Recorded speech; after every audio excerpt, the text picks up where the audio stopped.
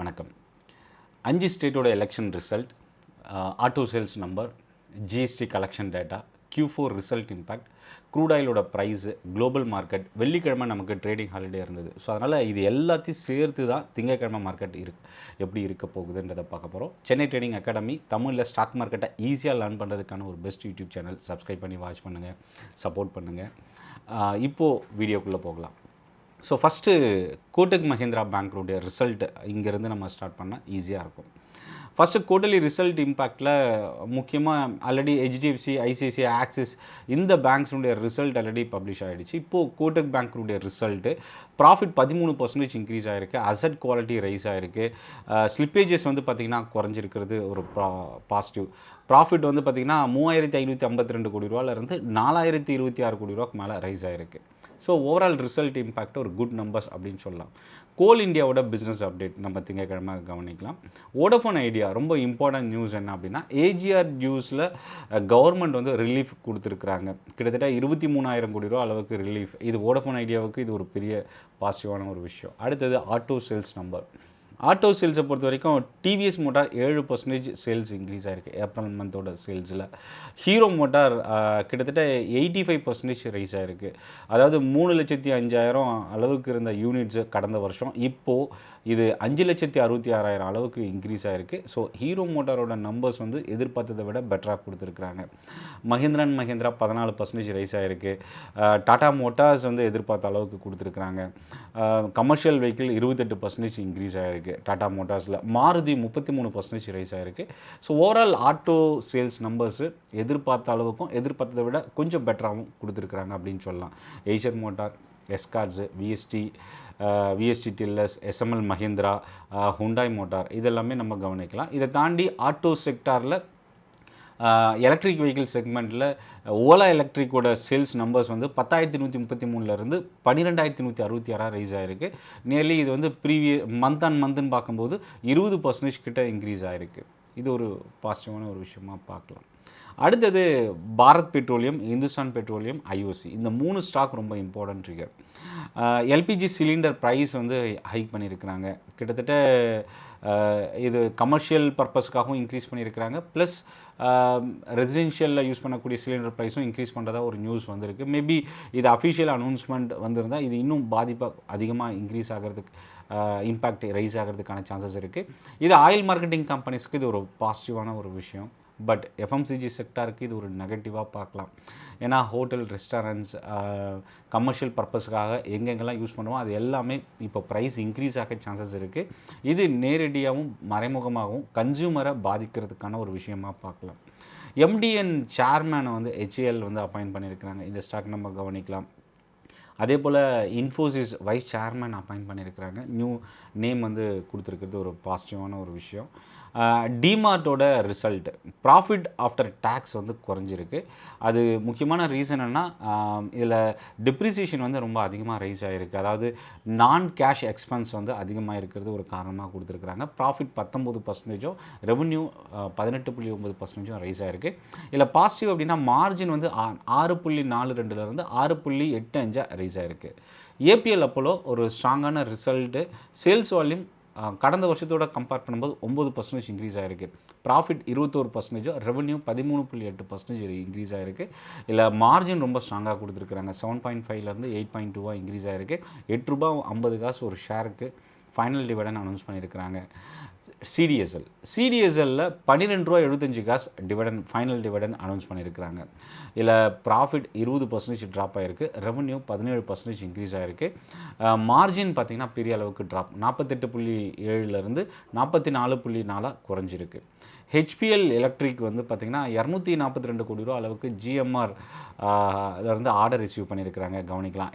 என்எம்டிசியோட business update கொடுத்துருக்குறாங்க.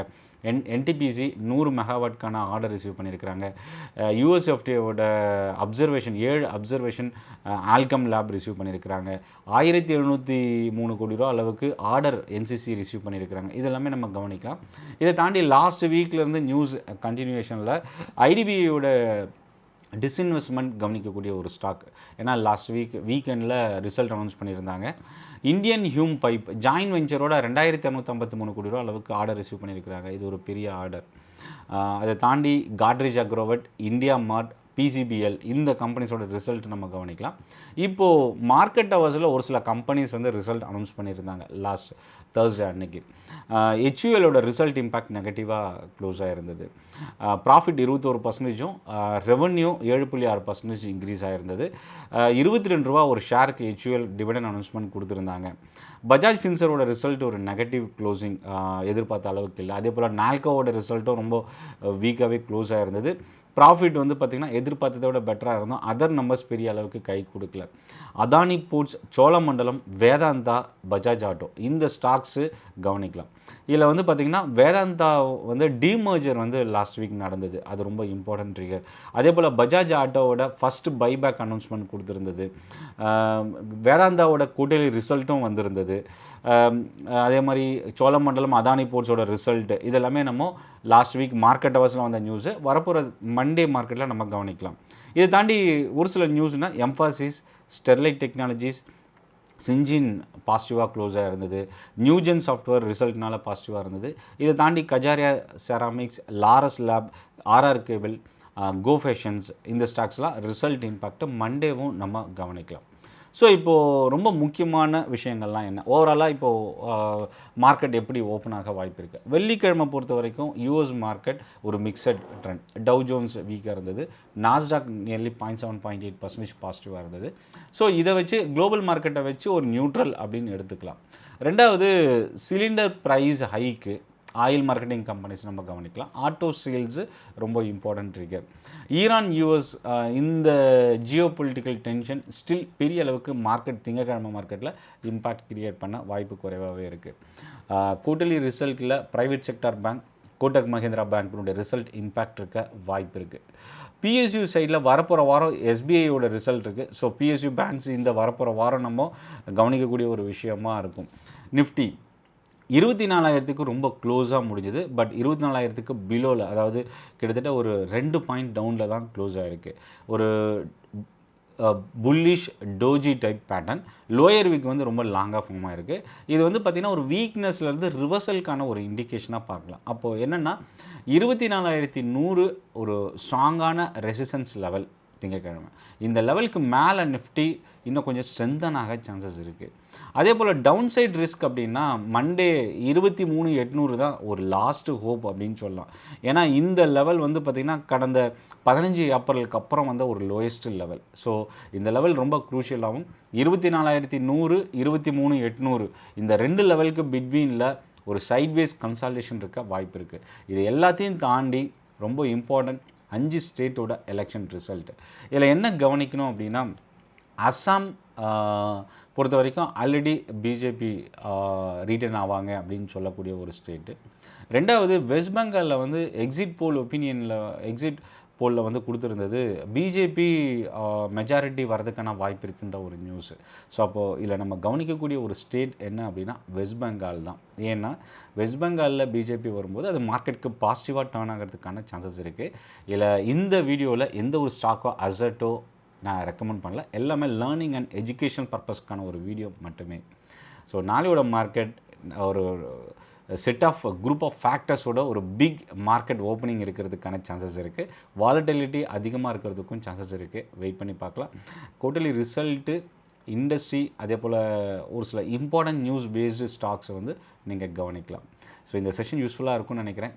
Chennai trading academy subscribe பண்ணி watch பண்ணுங்கள், சப்போர்ட் பண்ணுங்கள். வர புதன்கிழமை ஈவினிங் 5 மணிக்கு 6 மே ஈவினிங் 5 o'clock அல்கோ ட்ரேடிங் பற்றின ஆன்லைன் வெபினார் ட்ரைனிங் செஷன்ஸ் இருக்குது. இந்த வெபினாரோட லிங்க் நான் டிஸ்கிரிப்ஷனில் கொடுத்துருக்கேன். கிளிக் பண்ணி நீங்கள் ரெஜிஸ்டர் பண்ணி ஜாயின் பண்ணிக்கலாம். நன்றி, வணக்கம்.